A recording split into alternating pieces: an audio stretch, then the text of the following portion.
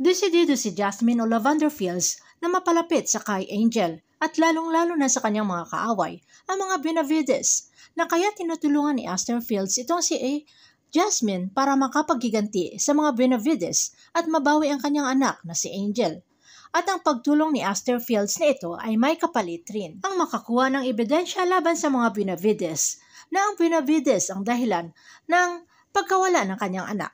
Kaya tinawagan ni Jasmine Fields itong si Pitonia para magkunwaring bibili ng lupain ng mga Benavides. Agad namang dinala si Jasmine o Lavender Fields sa bahay ng mga Benavides at muling nagkita sila Iris at Jasmine.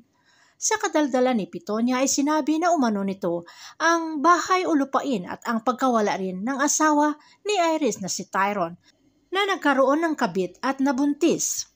Hindi pa dito natapos ang kadaldalan ni Pitonia na sinabi nito na dapat magpatingin na rin si Iris sa fertility doctor.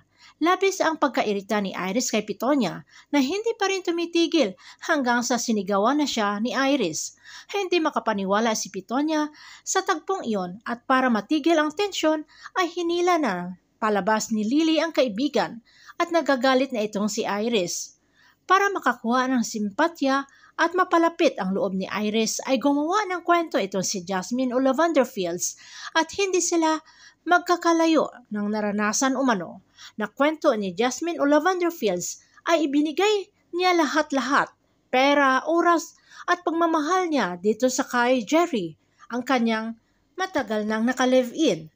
Pero naghanap pa daw umano ito ng iba dahil hirap na magkaanak itong si Jasmine alias Lavender Fields. At ang pagdadramang iyon ni Jasmine ay nahantong silang dalawa sa inuman at doon na ilabas lalo ni Iris ang kinikimkim na sama ng loob laban sa kanyang asawang si Tyrone.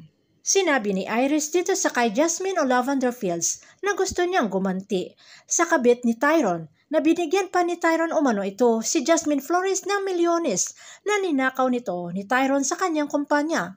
At gusto ni Iris na patayin itong si Jasmine Flores kung kaya't ang dami nang hinahire silang private army. Sa pag-iisa naman ni Iris ay bumalik sa alaala ang nakaraan na mahal siya noon ni Tyrone. Pero nang nakunan siya ay umiba ang pakikipagtungo ni Tyrone sa kanya at hindi matanggap ni Iris na sinabi ni Jasmine o Lavender Fields na mas minahal ni Tyrone ang kabit. Samantala, hindi tumitigil si Sandro at pumunta ito sa Grand Terrace na pagmamayari ni Aster Fields na kunwari nag-i-inquire dala kuha ng mga larawan pero iba na pala ang kinukuhaan ng larawan kundi si Aster Fields. Papaalis na sana si Sandro nang dumating itong si Jasmine o Lavender Fields. Naging mapagmatyag naman ito si Sandro nang makita ang sasakyan ni Jasmine. Agad bumaba ng sasakyan si Sandro at nilapitan ang sasakyan ni Lavender Fields na nakaparada. Agad kinuhaan niya ito ng larawan ang plaka ng sasakyan, lalo na ang gulong, na nag-iwan ng marka sa abandonadong bahay na pagmamayari ni Aster Fields, kung saan itinago si Max bago pa man ito nabundol ng sasakyan. Papalapit ng papalapit si Sandro sa katotohanan na si Jasmine o Lavender Fields ang nag-iisang tao lamang.